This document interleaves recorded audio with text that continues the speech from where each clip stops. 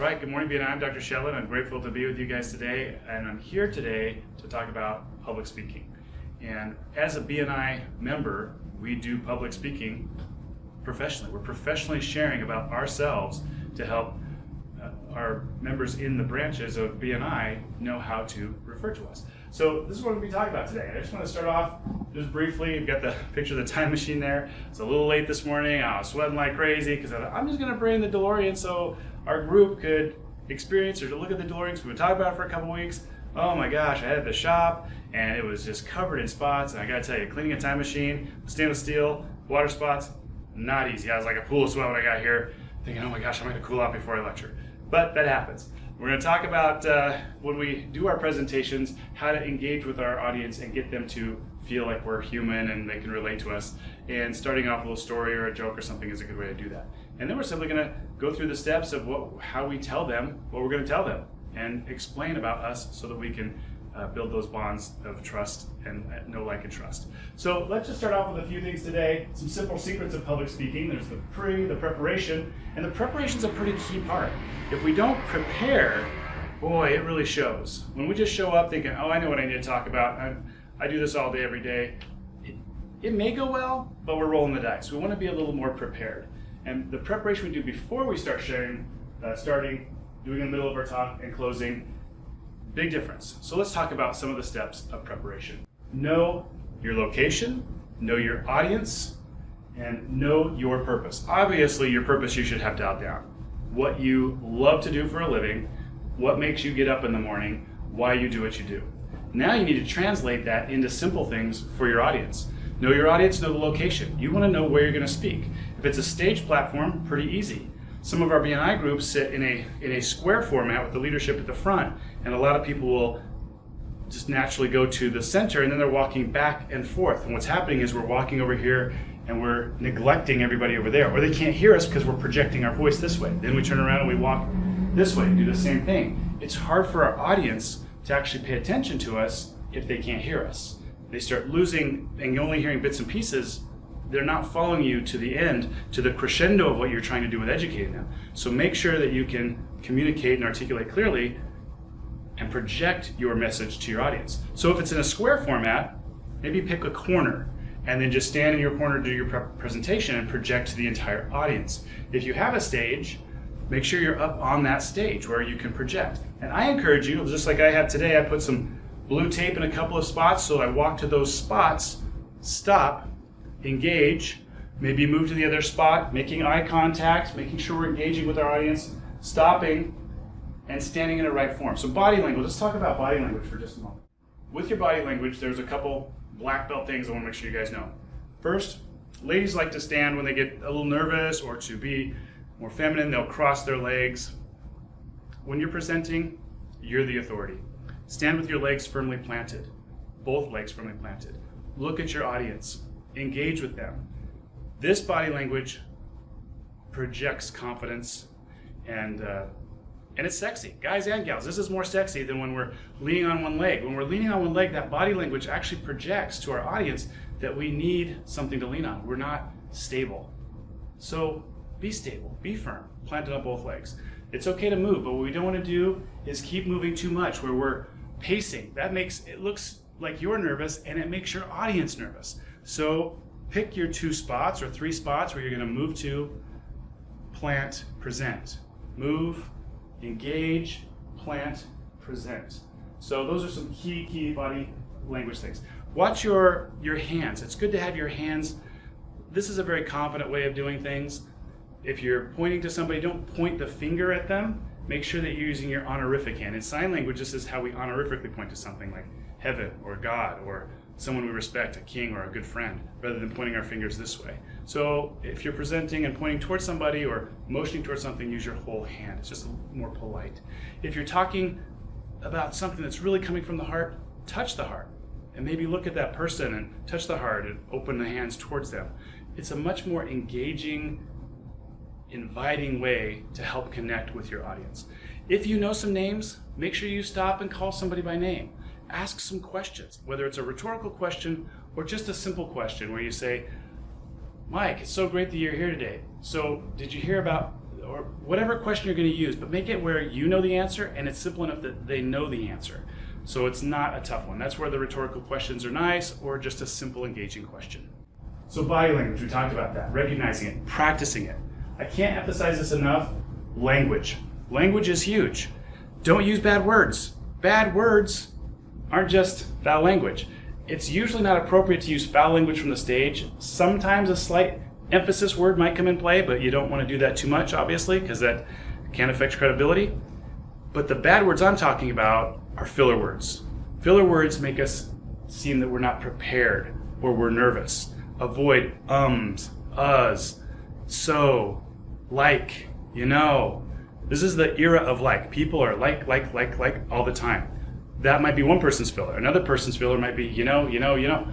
Be cautious of those. The best way to prepare yourself before you're even set stage in front of your audience is to practice these things we're talking about with your message. Pick your 3 points you want to get across. Especially if you only have 5 minutes, you've got to be focusing down what your message is. It's easier, ladies and gentlemen, to do a message in a longer period of time. You might have a lot of filler info, but you got to dial it down and really get focused if you were going to do a 5-minute presentation or less. Well, avoid those bad words because those are just filling up and wasting time anyway. The other thing is, and I can't emphasize this one enough, another key thing is record yourself. Record yourself with an audio recorder. Record yourself with your iPhone, or at least practice in the mirror. The purpose of this is you can practice this body language. So you're delivering your message, the words that you want to share with your audience, with your body language, and you can see it. If you were to watch a coach or talk to a coach that says, hey, we're going to play another football team next week, what do they do in preparation? What does an MMA fighter do in preparation for their fight next week or next month? They watch video footage of their opponent. Now, I'm not saying your opponent, but if you're your own opponent, but if you want to sharpen your skills, record yourself. Watch that. Listen and learn. Oh, I did say a lot after this part. Now that you've made a mental note of it, you will catch it and you'll be able to start cleaning that up. So powerful to record yourself. Even when you're doing your presentation, if you have a friend record it, maybe that's for other use purposes, but especially for you to just review. Take the few minutes to review and sharpen your skills for the next time. Well, what do you do when you get to that presentation? You've prepared, you focus the information that you want to give to your audience, you know your audience, you know the location, so you're comfortable with the layout, you're not going to have any surprises. Maybe test your things you're going to use to share if you're using PowerPoint or something like that. You want to tell them what you're going to tell them. So you get up there, we always introduce ourselves, right? It's easier for our audience to learn from somebody that they know, like, and trust, that they can relate to. If you're a new face to somebody in the audience, they're going to need you to introduce yourself or somebody else to introduce you. So, of course, you start off with who you are. Hi, I'm Dr. Shetlin with South Jordan Chiropractic, Whiplash Group. I love serving our community. We're auto accident specialists, so we help people rehab from injuries after a car accident. The other hat I wear is I help train doctors and attorneys across the country in personal injury documentation, diagnosis, treatment, and in marketing, how to educate people into their offices. Public speaking is one of those. That's why I love doing what we're doing today. So you tell them what you're going to tell them. You've introduced yourself. That takes a couple seconds. Tell them what you're going to tell them. Today we're going to talk about public speaking. We're going to talk about some of the things to do at home to practice and train and prepare before you get on stage, and then how to make your message quick, simple, and powerful by telling them what you're going to tell them, and then tell them what you told them. So, boom, you tell them what you're going to tell them. Pretty easy.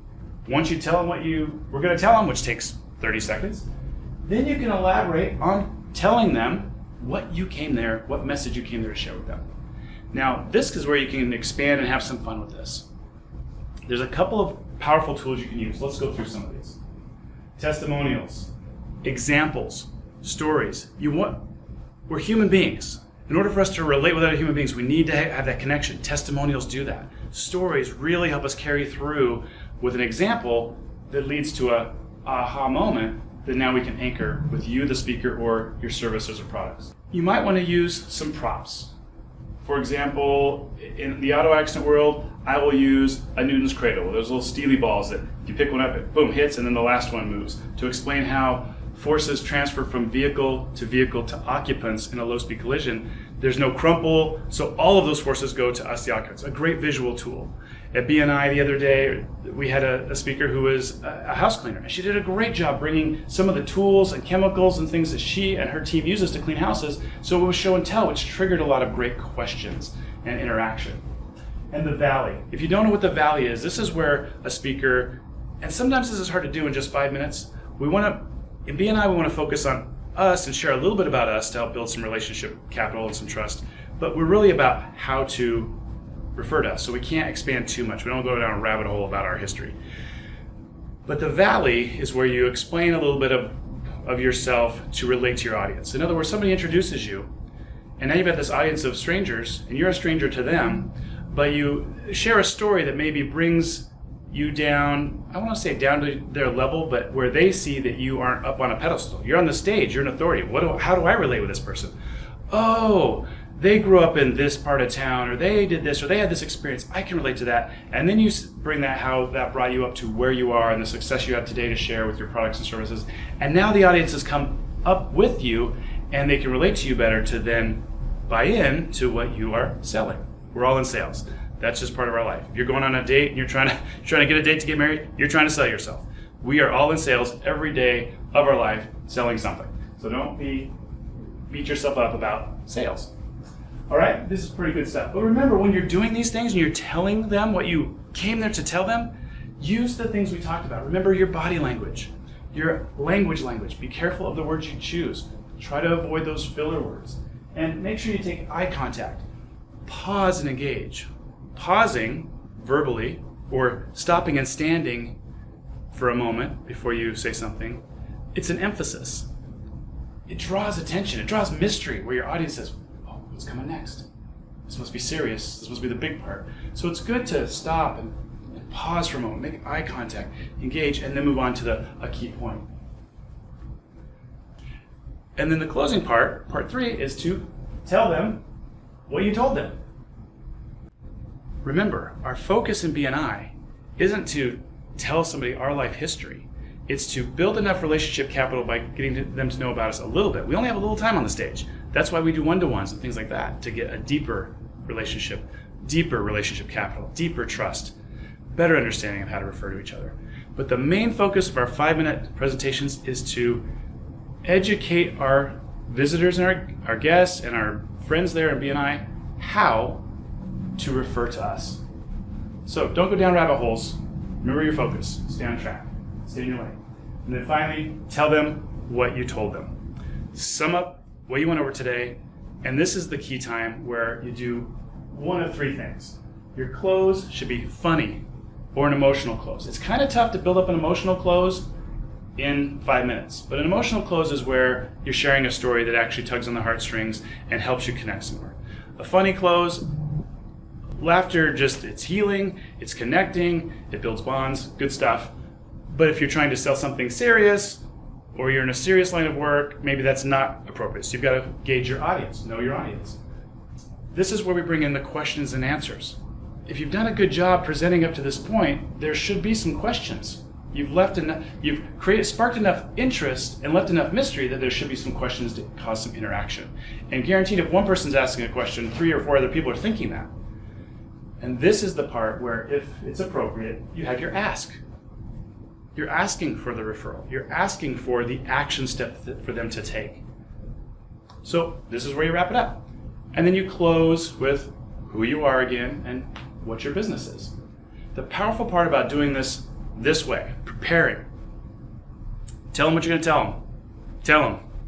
Tell them what you told them, and then have the ask is it buttons everything up where it's nice, neat, and clean for you, who's preparing the lecture, and for even a guest who doesn't know you at all, that they in that short period of time can get to know, like, trust, and understand how to refer to you. So that's the power of this stuff. And a key thing I want to share, if you can do it in less than 5 minutes, extra credit. Less is more when we're trying to present in a setting like this. You don't need to download too much information. Pick your key points. Keep it sharp and simple, because then the audience can follow and know how to engage. I'm Dr. Shetlin with Southern Chiropractic and the Whiplash Group. Thank you for the time today. I hope this has been helpful to some of our BNI.